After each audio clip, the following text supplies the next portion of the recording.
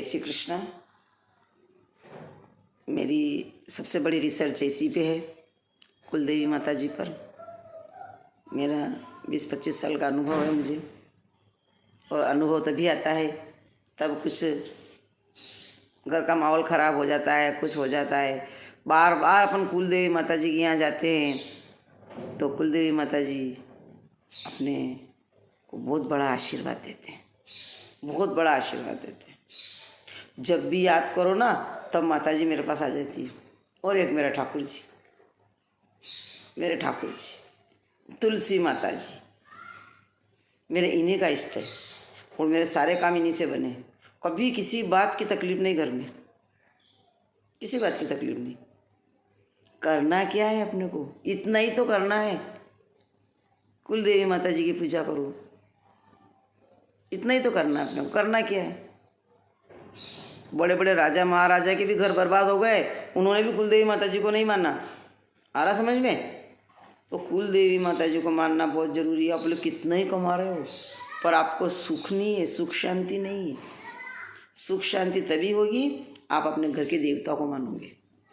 सबके घर में देवता होते हैं, ऐसा नहीं होता है कि उसके घर में देवता नहीं है।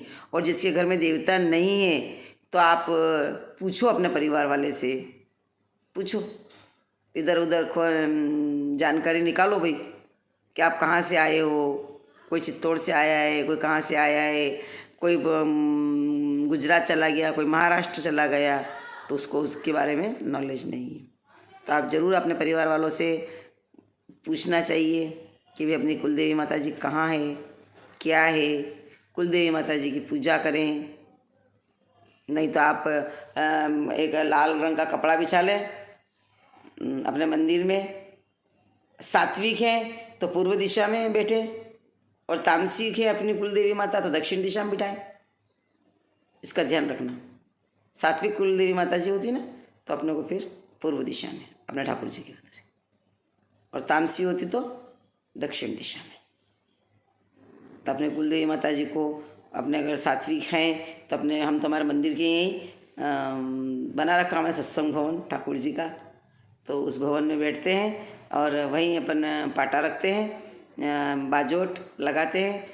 और कुछ नहीं है आपके पास तो आप सुपारी पे मोली लच्चा बोलते हैं ना, वो लपेट के रख दो। जल का कलश भर के नारियल रख दो, उसके ऊपर मोली लपेट के लाल कपड़े में लपेट के रख दो, कुलदेवी माता का नाम का।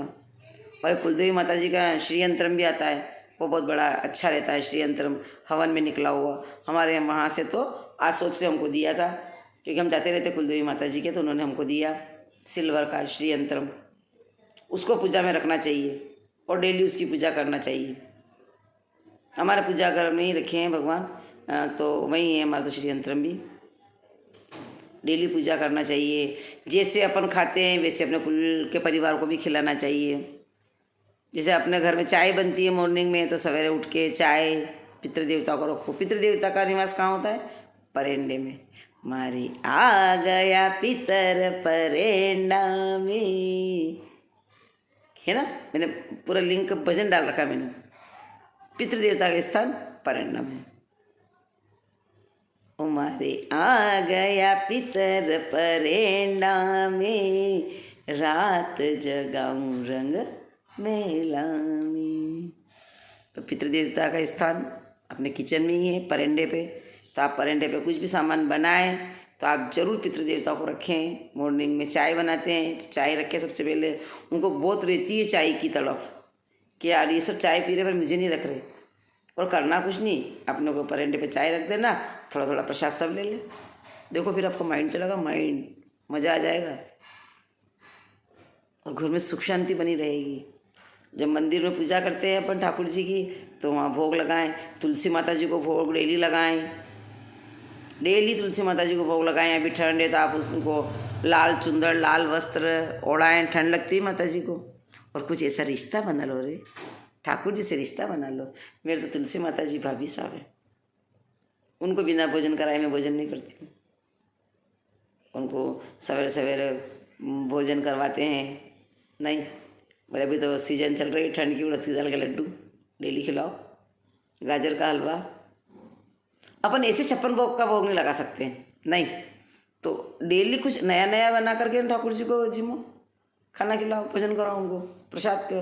वो भी प्रसाद पा लेते हैं, अपने भी प्रसाद पा लेते हैं। नहीं, वो जब जिम खाना भोजन हो जाता है उनका तो अपने लिए प्रसाद बन जाता है।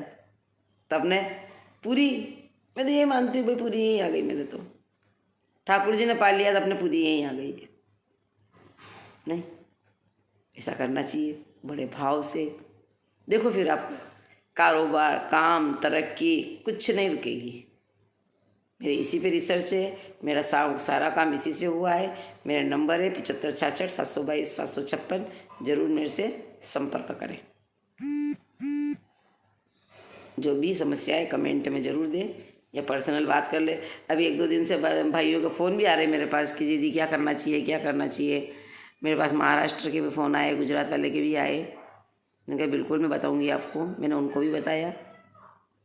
और इस तरह से अगर करेंगे तो घर की समस्या सब खत्म हो जाएगी आपकी। बाकी मैं अगली लिंक में बताऊंगी। जय श्री कृष्ण।